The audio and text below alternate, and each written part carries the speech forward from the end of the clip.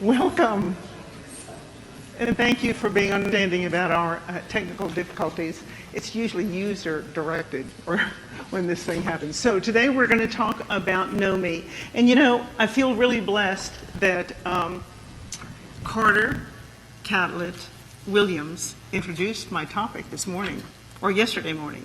Did everyone see that? See the opening keynote address and then the interview with Carter? And if you didn't see it, let me explain a couple of things. One is Carter has been in this business for 40 years. So she's been advocating for older adults for 40 years. She knows a lot about this environment. And so it seems her last year her health sort of took a downturn, so she signed herself up to go into residential care. And she wasn't there long.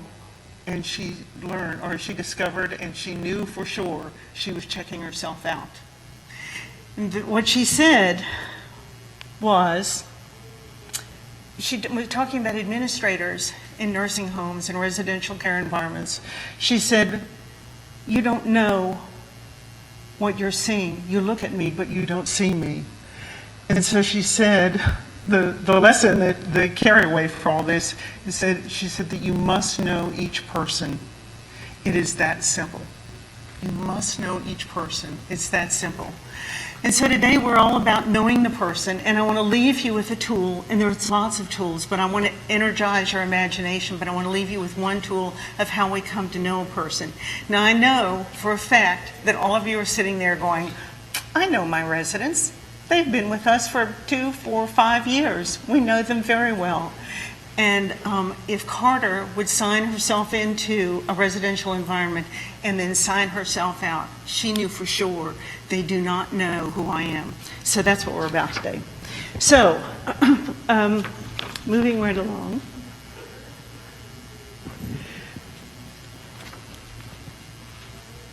Just read that and take that in.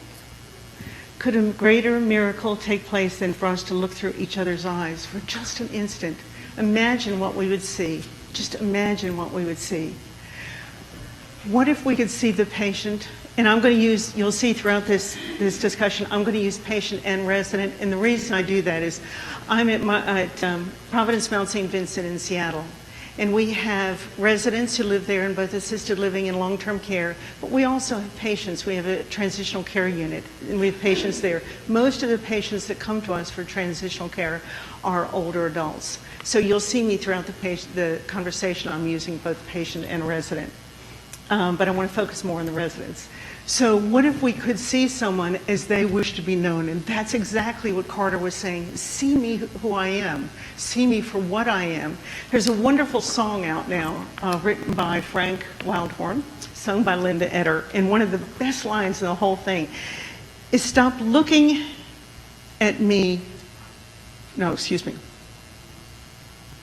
Stop looking at who you think I am and see me for who I am. See me as me. And again, that's what Carter was saying. So if we could see the resident as they wish to be known, would it make a difference in the kind of care that we give to them? And how do we symbolize, and why does it matter? So I have to stop and talk about symbolization for just a minute. We're going to talk about two major categories today. We're going to talk about identity and the importance of identity, and that's going to teach us why who really matters and knowing the who, and then we're going to talk about symbols. So if you look around this room right now, look at all the people sitting around you. Nobody's dressed exactly like you are. Nobody's hair looks exactly like yours. Nobody's hairstyle is exactly the same. You all have different jewelry on. We symbolize ourselves constantly, but we're not aware of it. When we dress in the morning, when we populate our homes, we're actually symbolizing who we are as individuals. And that's a very, very important concept. So I want to introduce you to a gentleman, and this is Mr. Peterman, and his first name is Albert. All that's made up, you understand. But this is Mr. Peterman, and we'll call him Albert. Now, does he look like someone that you've maybe seen in the work that you do? I would say he's, what, maybe 85 years old, maybe 90. The individuals you have now, the older gentlemen, probably aren't wearing a suit. He's kind of looks like he's a little bit maybe from another era, but he's wearing a nice suit. Friendly looking guy. But how do we know who he is? If you had to say today, who are you? Or if we were to ask you, who is this individual? What would you say? What could you say other than he's an older gentleman in a nice suit, probably 85 years of age? So first we have to talk about the importance of identity. Well, here we go. At Providence, Mount St. Vincent is part of Providence Health and Services, and they have acute care settings, or acute care hospitals and elder care facilities and a whole bunch of other healthcare entities up and down the West Coast. And so Providence has a vision statement that says, and I wish I'd written this, together as people of Providence, we answer the call of every person we serve to know me, care for me, ease my way. A lot of this information that I'm going to be talking about today actually came out of my doctoral dissertation. And as I was researching for that doctoral dissertation, I went out to a database that Providence carries for this very vision statement. And so the idea is for people who had in some extraordinary way come to know a patient or had cared for them in a special way or eased their way, is that those stories would go into this database. So I went out and I read dozens of stories, all the stories that were there, and there were dozens of them, and some of them were phenomenal, really, really beautiful, really special ways that people had been cared for in extraordinary ways where the staff had gone well above and beyond to care for someone and ease their way. But there was not one story there that addressed know me. Not one. So, in our environments, we get a lot of information about our residents. We gather a lot, we do a lot of assessments. There's clinical assessments, there's nursing assessments, there's therapist assessments, there's dining services assessments, there's chaplaincy assessments. So we get lots and lots and lots of data about a resident. But most of what we get is about what they are and how they are, and virtually nothing about who they are. When at the Mount, where I am, we have a very large chapel, and it holds several hundred people at one time. And so we do a lot of funerals. A lot of the people that die at the Mount, we end up doing their funerals. This was their last home. This is where the family wants their funeral, and this is where they wanted their funeral. The thing that struck me after I'd been there for some time and witnessing these funerals is that how much we learned about the resident after their death. And I used to think, wait a minute, if I had known this little bit of information, would it have changed the care that we give to the residents? And of course, I'm a little biased now, and I say yes, but I was really intrigued by that. And the second thing that I really noticed was going out and reading the assessments. And this first one up at the top is probably taken from a social worker. And this is a widowed mother of 4 adult children, 2 grandchildren, a retired realtor, and a hospice volunteer. And so, you know, some fair amount of information.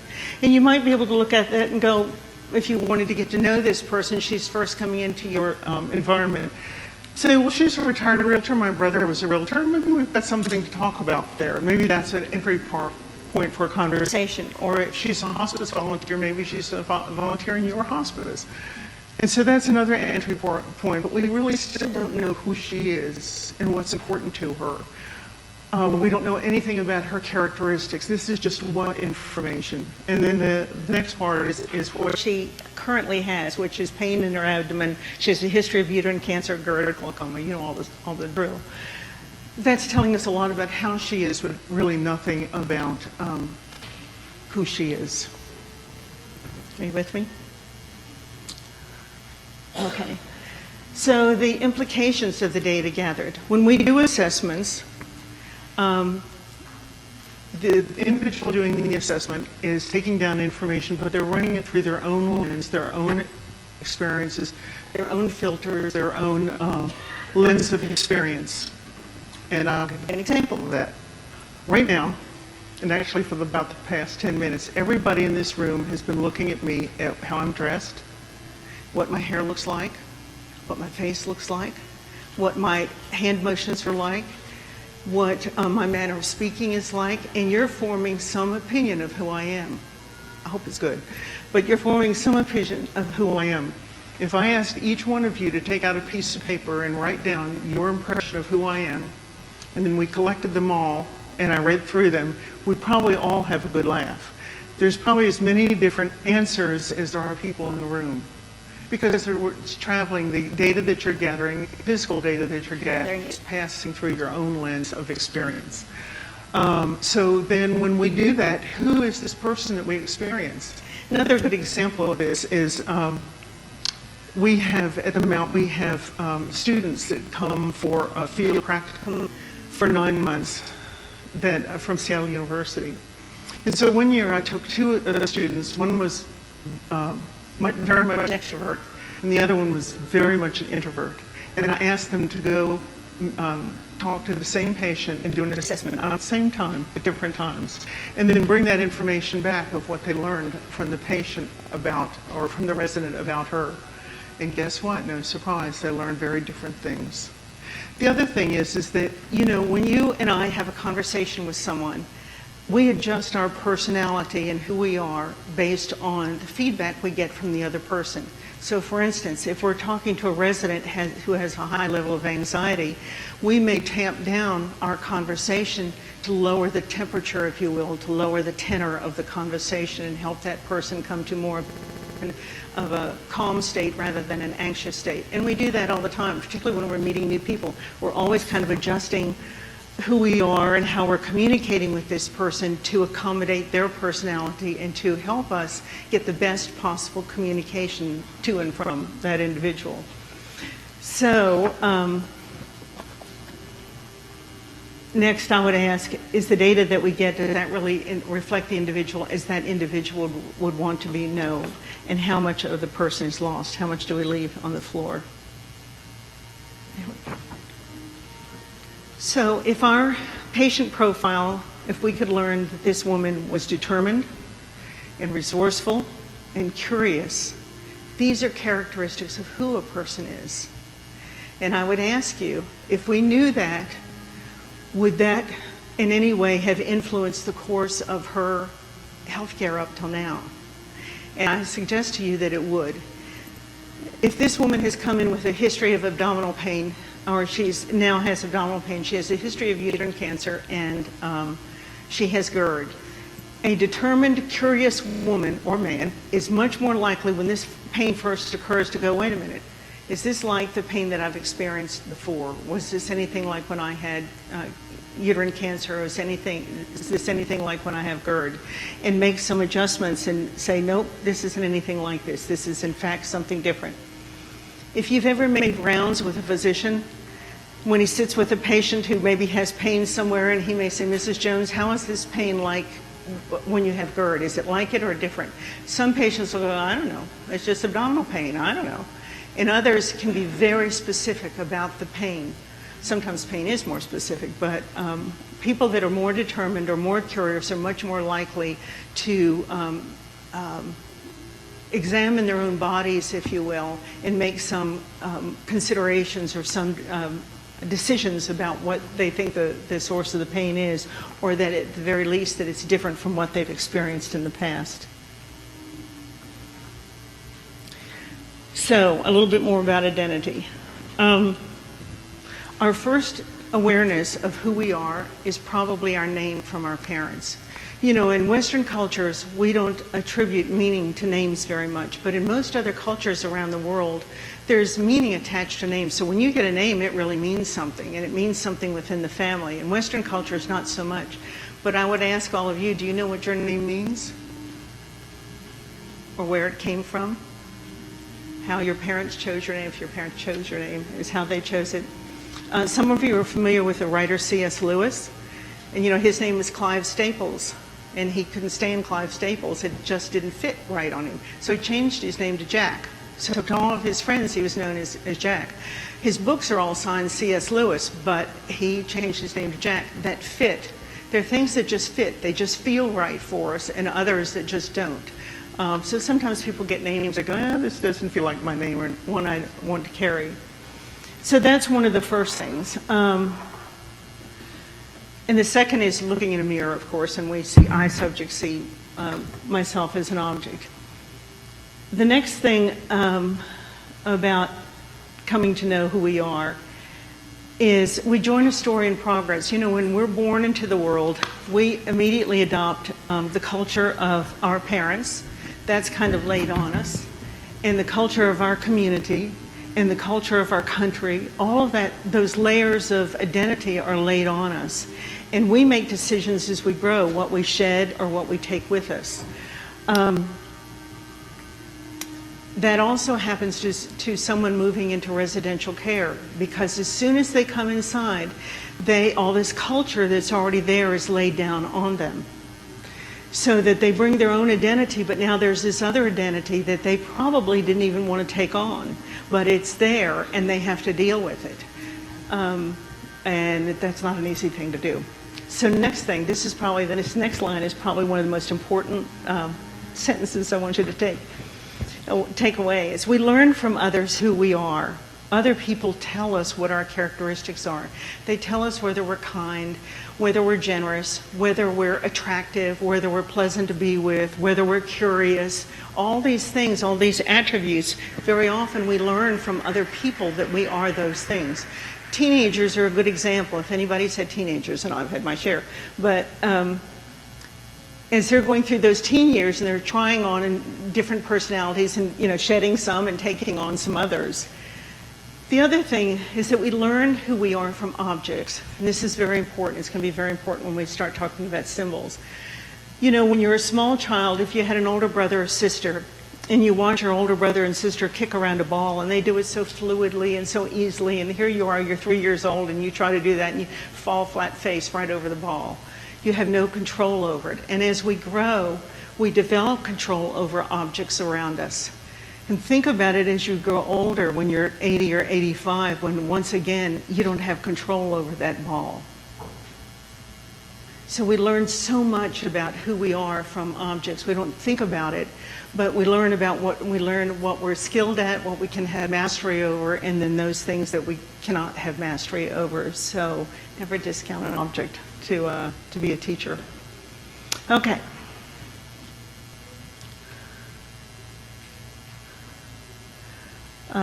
You can read this. The one thing I want to point out is the last bullet there, and it says maturation reinforces, alters, or misrepresents the knowing of ourselves.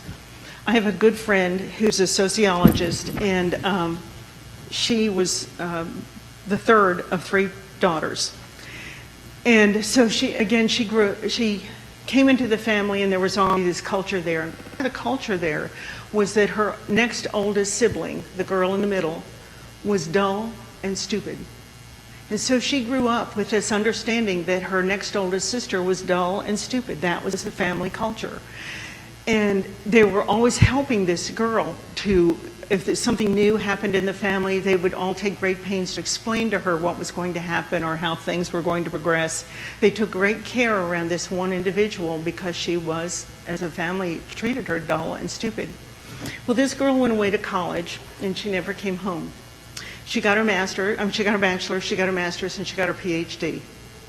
And she's doing phenomenal things today because she wasn't dull and stupid. But that was the myth that was in the family. And many, many families have myths about individuals in the family. So, I said earlier about one of the second ways we first learn about ourselves is looking in the mirror as a child and seeing me as subject, looking at myself as object. That what we see may not be an actual representation of who we are, because other myths have been laid down on us about who we are that are not factual. And so altering that, and you've all heard stories of this, of particularly teenage girls, is they look in the mirror and they can be a weight, 68 pounds, and they think they're fat. Every time, and you've heard these stories of young girls looking in the mirror and saying, "Oh, I'm so fat." And you look at her and you're 68 pounds and you're 5 feet tall. Give me a break. And many of our seniors coming into a residential environment at 85 or 90, they're still carrying those myths. Okay. So, and I know you know this, all of our identity has a backstory and a future story. We can just about bet that 99.9% of all of the older adults that come into a residential environment, that residential environment was not part of their future story. They have a backstory that we don't know when they walk in, and now they have this very shattered future story because being in this home, whatever that home is not part of their future story. I take you back to Carter's comment about leaving this home that she had signed herself into, that the way she was being treated, she knew for certain this was not part of her future. She has an advantage in that even though she's not physically strong, she's still mentally strong, and she can clearly look out for herself. So she has an advantage. I have a feeling that if a lot of our residents had the opportunity to leave, just as Carter did, that they would do so, because this is not part of what they believe their future story to be. So this quote is taken from a wonderful book called Stalking the Soul. I don't know if anybody here has read it, but it's more about children than it is adults, so I've kind of adapted it for adults. And so it reads, the child doesn't actually kill his parent, but annihilates him by diminishing his identity until the parent becomes nothing. And you've all witnessed this 1,000 times, I'm sure. So if you've ever had a conversation with an older adult, maybe a resident moving into your environment, and the daughter or son is standing next to them, and you turn and say, Mrs. Jones, would you like to come to lunch with me? And I'd be delighted to introduce you to some of the other residents today. And the daughter responds, no, she wouldn't. She goes to lunch at 2, and this is too early. Wait a minute. Give her a chance to answer that. And we see it all the time. I have so many conversations with older adults where the kids are there and the kids keep answering for mom. And in effect telling mom what she would like or not like. I'll tell you a story and then I'm going to come back to it when we get to symbols. We have a resident that moved into the Mount, and she had one child, a daughter, and the daughter got rid of all of mom's belongings. I mean, everything. The only thing that she left was a couple of pictures of this woman when she was a small child. Her bed was gone. Every piece of furniture she ever knew was taken away. And the daughter bought all new furniture, and the daughter thought she was doing mom a favor buying everything new. I mean, sheets for the bed, everything. Not even her cup. She didn't bring an old teacup from home, nothing. So this woman was starting fresh with all new objects around her. And the daughter was convinced, I'm sure, that she was doing her mom a favor, and that's part of annihilating the person, because you take away what she knows. So this is about the last I want to talk about this. So the sameness of our identity brings continuity and stability. And we'll see that through life, through our own lives. You'll see common threads all the way through, but that's kind of what stabilizes us and brings us the continuity that we need, particularly as we get older and change becomes more difficult. Knowing who we are also means knowing who we're not, so that when someone offers us something that we know doesn't fit us, you can have the courage to say, no, thank you, I'm not interested in that. Changes in our life circumstances certainly change our sense of self, and that's what's so important when people are moving into an older adult setting. So symbols. First of all, I have to talk about what is a symbol, because we tend to use signs and symbols interchangeably. I have an audience here in the back. So a sign is like that exit sign. That exit sign has a one-to-one relationship of what it means. In other words, it's an exit. When you come in here, that's the only thing it's ever going to mean. If it's green with white letters or red with white letters, it means that's the exit out of this room, and it doesn't mean anything more. Symbols, by contrast, have multiple meanings. Think of warm water in a bathtub and how good it feels to slide into a bath and how relaxing it can feel. And then think about the waters of Hurricane Katrina. They're both water, but they have very different meanings. And we attribute meanings to things. For those of you who are married and wearing some kind of ring or have special relationships and wearing a ring, that ring probably means a great deal to you, and you remember when you received it or when the person gave it to you and what the situation was at the time. Whereas to me, looking at your ring, it's just a ring. It might be a pretty ring, but it's just a ring. So we give objects meaning. It's like another good example is the American flag.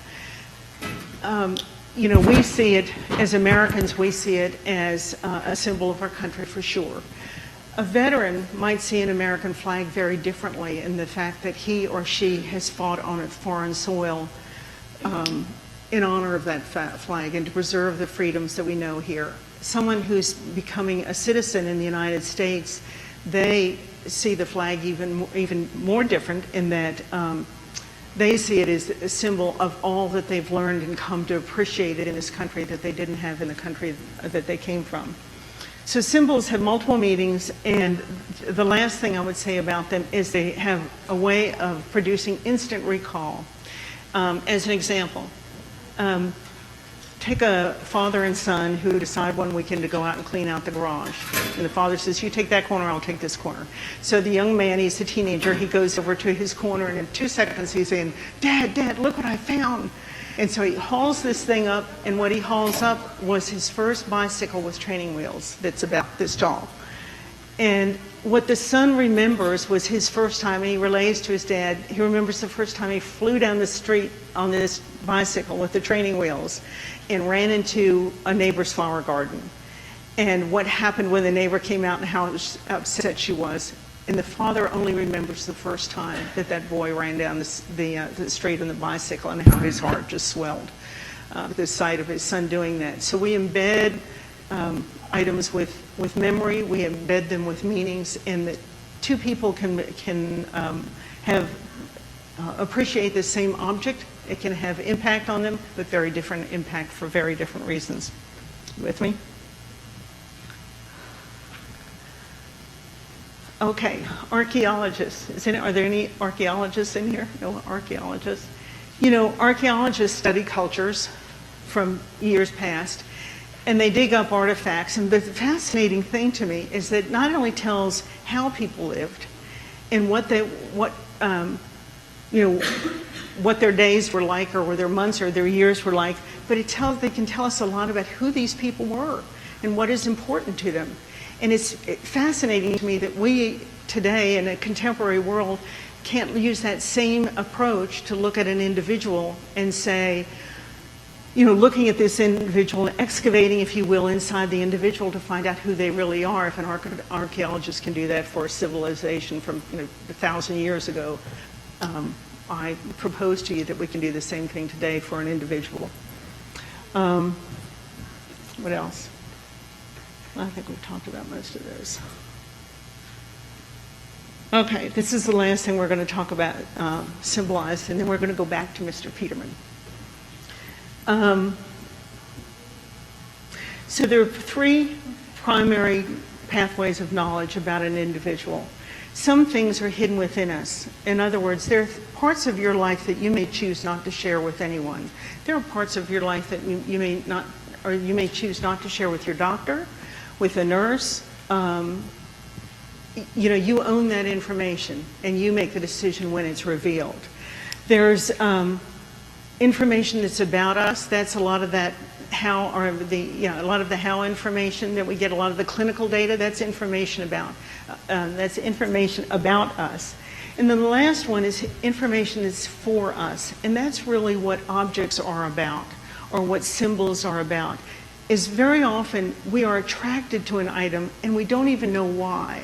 But the more we spend time with that object and come to understand it as we relate to it, we start to appreciate that this was really for us. I'll give you an example. There was a gentleman at the Mount who was living in the assisted living, and he had this thing in his apartment. It doesn't matter what the thing was, but I will tell you it was really ugly. But he had this thing in his apartment. And so I was visiting one day and I said, what's with this thing? And he said, I don't know what it is about that thing, but I've always liked it. I got it years ago. And as happens with older adults, when they first leave the nest, if you will, or leave their home, and they start building their own life, they start bringing in objects and things into their lives.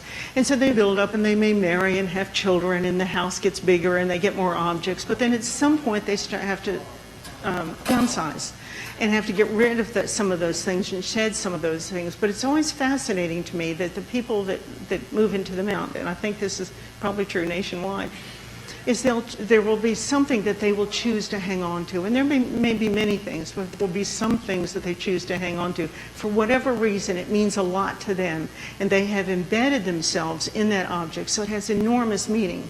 So this gentleman had this thing, this ugly thing, and that was his story, really, is he had had it for so many years. And so we started talking about it one day, and it's the characteristics of this object.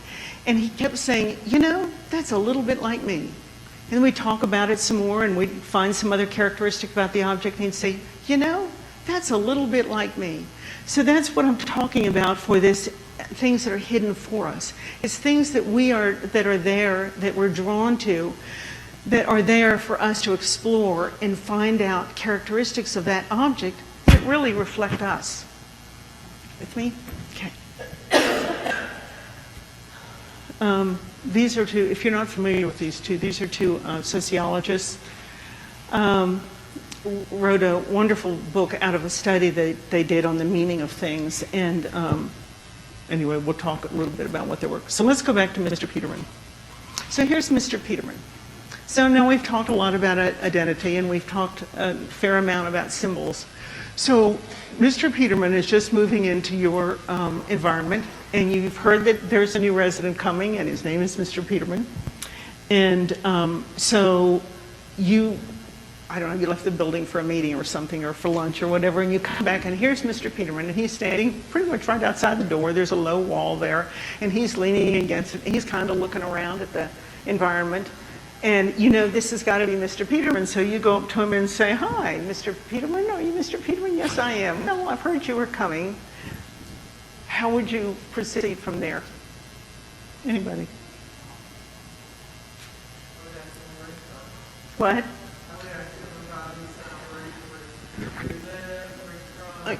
Okay, so if you didn't hear it, she said I'd ask him about where he lives, where he has been living, where he's from, where he's coming from. That's one way. That's a start. That's still not quite telling us who, but that's you're trying to establish a rapport with him. Yes, ma'am. I'm sorry, what? What he would like to be called. How do you prefer to be called? Good. Uh-huh. Anybody else? Uh-huh.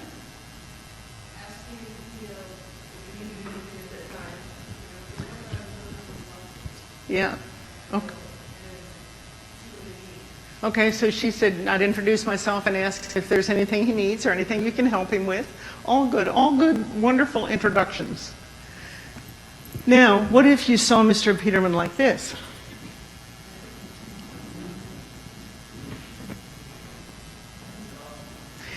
So we don't know if that violin, if the person that took the picture just handed that violin to him and said, "Here, hold this while I take this picture." We don't know if this belongs to him. We don't know if it belonged to his son, that maybe his son has died and he's kept this because it has a lot of meaning because it was attached to his son. But it's a place to begin a conversation that's pretty specific. And here's the beauty of using an object rather than trying to go directly to the person, is that if I go in to interview you, I won't pick on you, but if I go in to interview you, you make some decisions about how vulnerable you're going to be with me, whether you trust me or whether you feel comfortable with me or just how much you want to reveal to me. And we all do that when somebody new comes into our environment. And so here's Mr. Peterman, he's new into this environment. But if they have an object that is very special to them, that really has high significance, they will pour themselves into that object to talk about it, and you can learn everything you can imagine about who they are. because they'll get so excited about talking about that object and its importance in their lives and what it means to them and why they've kept it all these years, and it tells volumes about who they are. So this is the beauty of finding Mr. Peterman with a violin. Okay?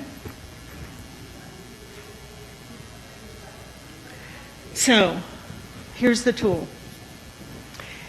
Is to ask a resident, and you can ask residents that have been there for a long, long time, is to ask a resident, I want you to strike out particularly special and put that you're passionate about, or something that means more to you than anything, an object that is has the highest amount of meaning to them, is the most special object they brought with them.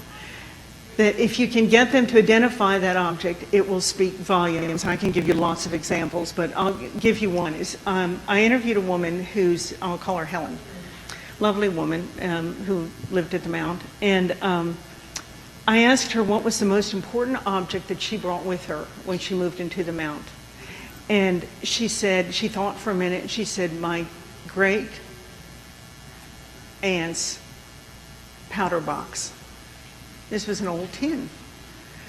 And so I asked her, I could have gone to the tin, but I went to the great aunt, and I said, well, tell me about your great aunt. And so she started describing this woman, all of the woman's attributes. And as she was finishing up, I said, Helen, that's a description of you. That's my experience of you, is that. And tears came to her eyes. And she said, that's the person I believe that I am. But you know, I won't go into her life, but she had a really hard life. But inside, she was always this person that she described as her aunt. I don't think I could have found that out any other way if I didn't know about the powder box. I can't imagine that I would have found that, because I think she was reflecting the way that she thought, because of her difficult life, the way people thought of her through that life. And I believe that she would have responded if I'd gone the other way and tried to say, well, tell me about yourself. She would have told me about that character that really wasn't her deep inside. I can give you so many stories. Anyway, I'll leave it there. But it has to be an object that really, really has high meaning for them. It can't be just an object. I know a lot of care facilities have these, boxes, memory boxes or whatever they're sitting around, but it doesn't work that way. It has to be something that's really, really important to the person. It has high meaning. Something that if, you can ask them, if you had to leave here today, what's the one thing that you would take with you? I will tell you, the studies show that men, particularly older men, tend to talk about the most special objects to them generally come out of their profession. Women very often say photographs. Women tend to be more relational. And so someone asked me once, well, how can you take a photograph, say of the woman's family, if that's what she picks up, how can you take that picture and find out about her? Photographs are the easiest. Because you look at whoever is in that photograph, if you say, let's say it's the person and their siblings, is to say, what would your siblings say? How would your siblings describe you? And see what she does with that, or he does with that. And, after she gives you whatever the adjectives are, say, do you agree with that? Is that how you see yourself? So photographs are actually really, really easy to do. I want to take you back to the woman that I mentioned where the daughter had bought all new belongings for her new home at the Mount and gotten rid of everything that the woman had. I mean, everything. Like I said, the last pillowcase, sheets, everything. She bought all new things, which was very generous of the daughter. So when I interviewed this woman, I said to her, I was kind of aghast when she told me that everything in the apartment was brand new and she didn't have anything from her home there. So I asked her, what's the most special thing you brought with her or with you? And she pointed to a picture that was behind me that was on the windowsill, and I turned around and looked, and it was an old picture of this woman with her parents. The woman was about 6, and she had an older brother who was 8. And shortly after the picture was taken, her brother died. And after all these years, after everything was taken away from her by her daughter, this is the thing that she brought. This was the thing that had the most meaning. And so then we can have an incredible conversation about what that meaning was for her and who she was inside of all that happened with her brother dying, and that her parents and her relationship to her parents and so forth, and how that defined her as a person.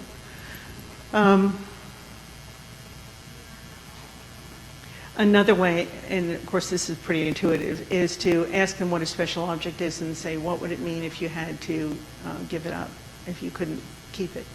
And that very often will, they'll start opening up about who they are, what the meaning really is. So there's a lot of ways to do this. I encourage you to use objects and look for those really special objects. Think about them in your own life. I've asked a number of people along the way, if you had to leave your house today, what's, like we've heard about these fires out on the West Coast, what's the one thing you would take with you? And it's interesting what people come up with. Studies also showed that in all ages, furniture rises to the top, which I think is pretty fascinating, but for different reasons, totally different reasons. Even little children will mention furniture as something that's most special to them. For older adults, a lot of times it's a chair, or it's a rocker, or it's some piece of furniture. One of the things that I try to say to as many children as I can, children being 70 years old, because the average age at the Mount is 90, so the children are usually way up there in age, is when they're moving their parents in, if I get the opportunity, not often enough, is to say, let the parent decide what comes with them, because something that looks like an old piece of trash to you may be very, very special to the adult. And as we age, we lose the energy to what do I want to say? As we age, you pick your battles very, very, very carefully because you simply don't have the energy. And so if your son who's 70, who's probably moving out of his own house, is trying to downsize mom and move her into the Mount, if the son says, Mom, get rid of this old table, it's always been broken down, I don't know why you've kept it this long, that may be her favorite piece of furniture, but she doesn't have the energy to fight it. And so she'll go, okay. We see that happen a lot too, is the kids will decide, what to bring. We have another woman that just moved into the Mount, and the kids, she was in our transitional care unit, and so the kids, she was going to move in the next week, so the kids went home and got all the belongings out of her house that they were going to move in, and with no conversation to Mom at all about, what would you like for us to bring for you to have here at the Mount? So whatever she got is whatever the kids thought would be good for her to have. Questions? Comments? Yes, ma'am. Curious, getting the idea that you're talking about. Uh-huh. Where perhaps you have an activity where you invite people to bring one real special object to share with the group, and spark conversation, and whatever there's anything else maybe associated with the resident? I haven't. I've had some residents actually ask me to do that, and I haven't done it.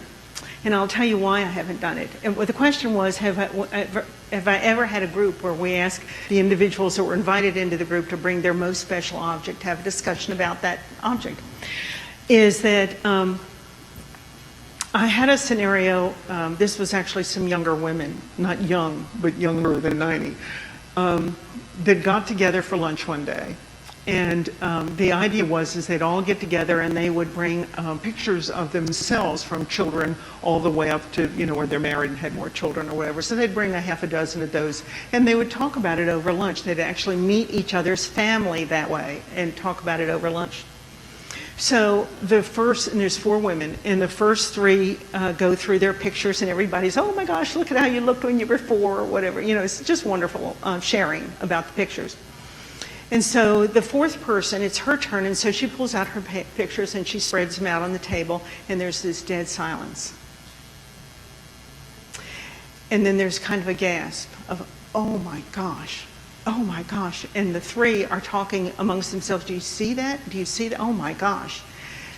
What they saw was that the 4th woman had never ever seen before, but she sure saw it through them, is that she was showing pictures of her family, and she had 3 siblings.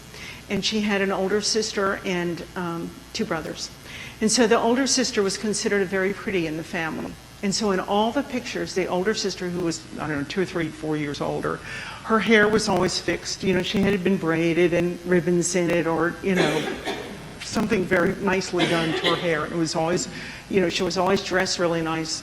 And this woman who was presenting the picture, and all the pictures, as someone commented, you look like you just fell out of bed in each one of these pictures. And it was true. Her hair was all, you know, and she had on whatever she had on that was mismatched.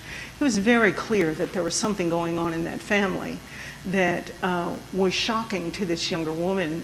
And again, she wasn't young, but she had never noticed that. I mean, all we know is in the family we have, right? We just, you know, we take that as that's the normal for us as we grow up. And so I have been sensitive about it since then because of that situation. As it was shocking, it was, you know, then this woman started looking back on her life very differently than she had up to that point. But that's a great question. Yes, ma'am.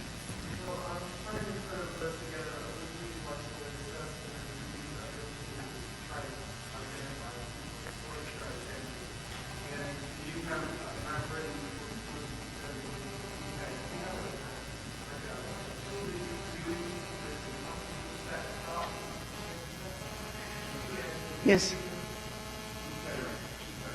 Yeah, I'll try to do that. Yeah. So the question is, if I heard you right, do I have a tool that I use that's actually like a piece of paper, a check-off, a document?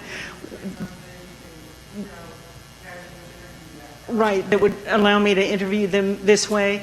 I really don't. I could send you if you wanted. I used, like for my dissertation, I used 8 questions, and they were standard. Everybody got this exact same questions. But I was using that not only to develop a tool, but also to find out what didn't work. And so I found out pretty quickly what didn't work among the questions. So the most fundamental question really came down to, well, let me go back one. The most fundamental question really came back to what is the one object that you brought with you, or maybe 2, that mean the most to you? What's the most important thing that you brought with you?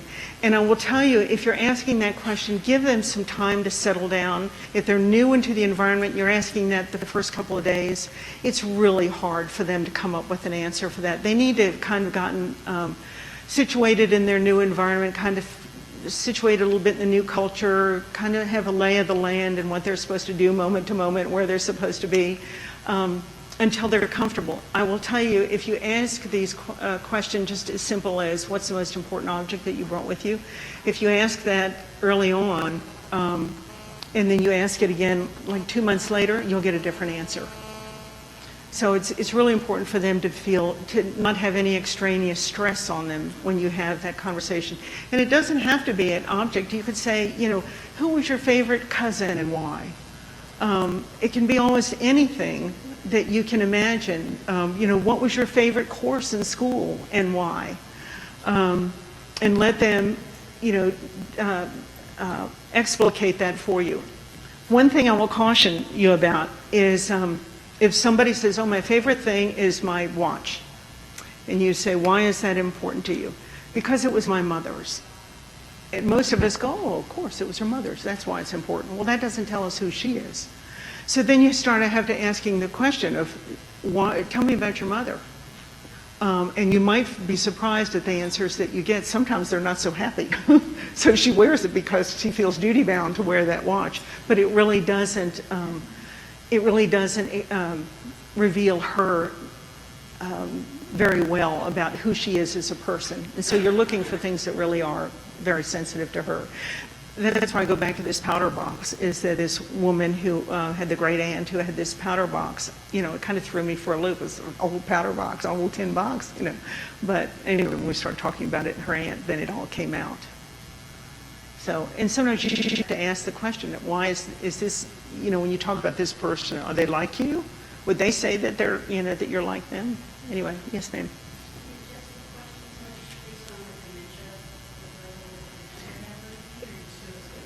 I do the same thing. I will tell you, you know, when I had just about finished my dissertation, I did a similar presentation to the chaplains that are on my staff. I didn't tell you, I'm a director of spiritual care at the Mount, and I'm a board certified chaplain. I didn't tell you that part.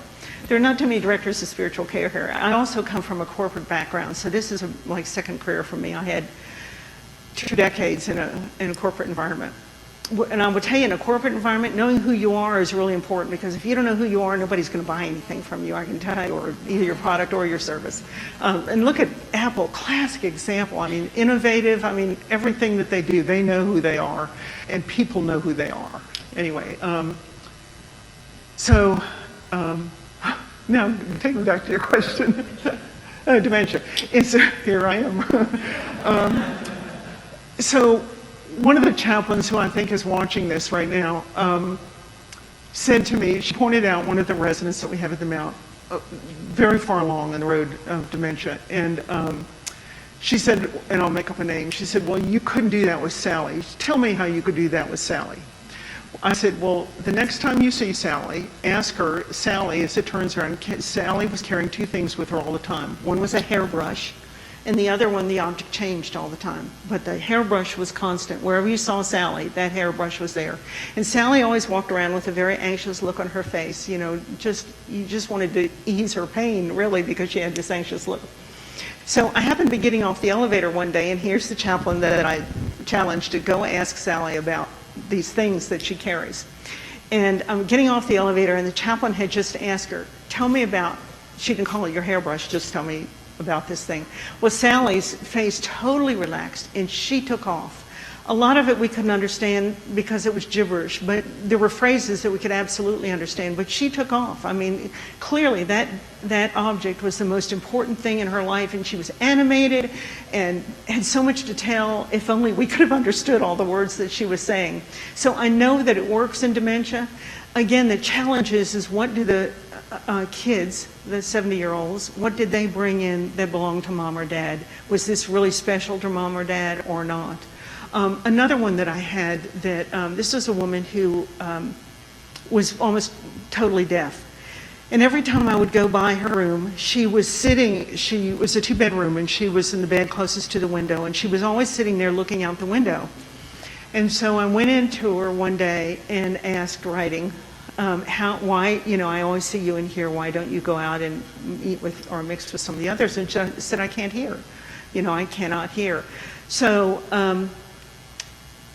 I started, she had a row of pictures there of, you know, 4, 5, 6 pictures of what I expected to be her family. And so I asked her, I picked up picture number 1, and here she is staring right at those pictures and beyond out the window. But so I asked her to start telling me that, you know, what was in those pictures. And the same thing with her. You know, I asked her to describe your mother to me, and she described her mother, and I said, well, is that a lot like you? And she kind of smiled, and she said, yes, I think so. And so we had a wonderful conversation about those pictures. I don't know that they were her most sacred objects, but I kind of suspect they were. Anybody else? Questions, thoughts, comments?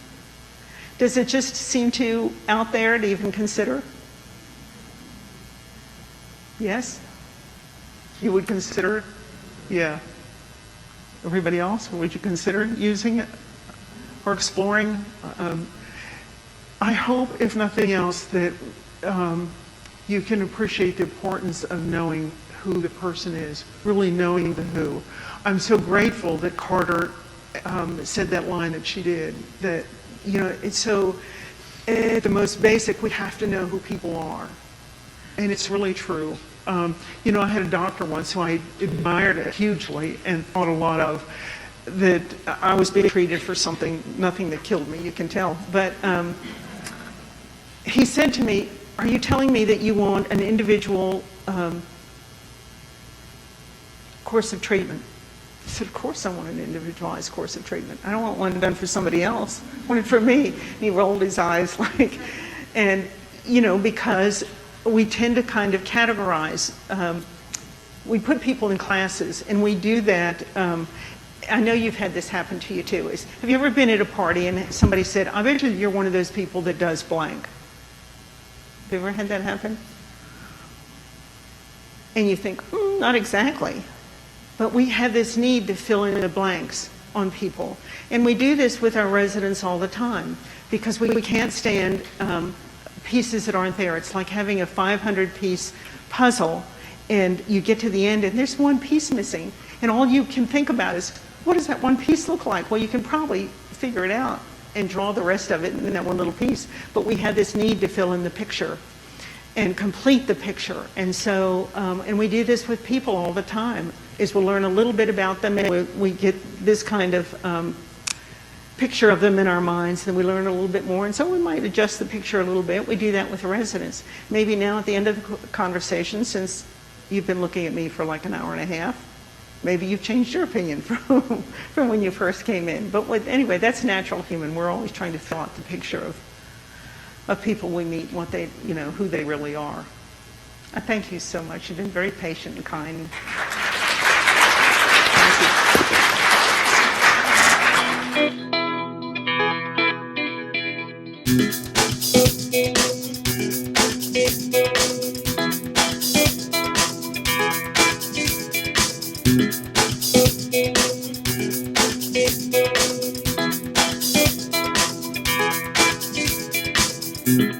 Thank you.